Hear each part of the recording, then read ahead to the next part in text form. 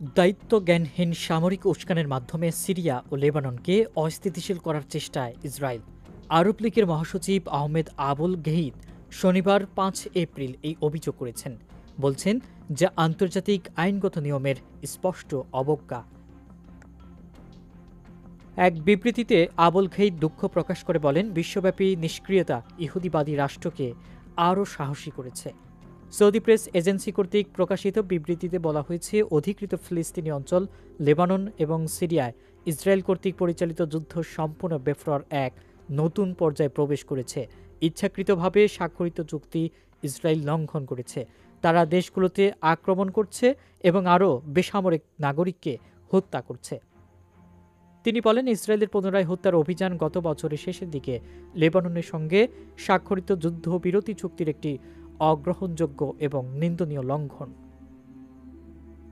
ইসরায়েলের কর্মকাণ্ড সংকীর্ণ অভ্যন্তরীণ এজেন্ডার দ্বারা পরিচালিত হচ্ছে, যা বেসামরিক জীবন এবং আঞ্চলিক শান্তি ধ্বংস করে দিচ্ছে। তিনি বলেন, মনে হচ্ছে ইসরায়েলি যুদ্ধযন্ত্র ততক্ষণ থামতে চাইবে না যতক্ষণ দখলদার নেতারা তাদের অভ্যন্তরীণ সংকটগুলো বিদেশে রপ্তানি করে তা মোকাবেলা করার উপর জোর দিচ্ছে।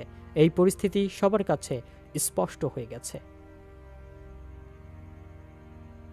এদিকে ইরানের প্রেসিডেন্ট মাসুদ পেজেশকিয়ান মনে করেন, বিশ্বের মুসলিম দেশগুলো যদি ঐক্যবদ্ধ থাকে তাহলে কোনো শত্রু শক্তিই মুসলিম দেশগুলোর উপর জুলুম বা হামলা চালাতে পারবে না।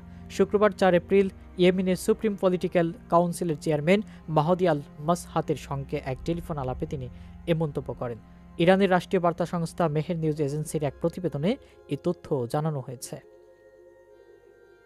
এবার আলোচনায় প্রেসিডেন্ট পেজেশকিয়ান বলেন, মুসলিম দেশগুলো সত্যিকারের ঐক্য গড়ে তোলে তাহলে কোনো সাম্রাজ্যবাদী শক্তি মুসলিমদের উপর জুলুম নির্যাতন চালাতে পারবে না।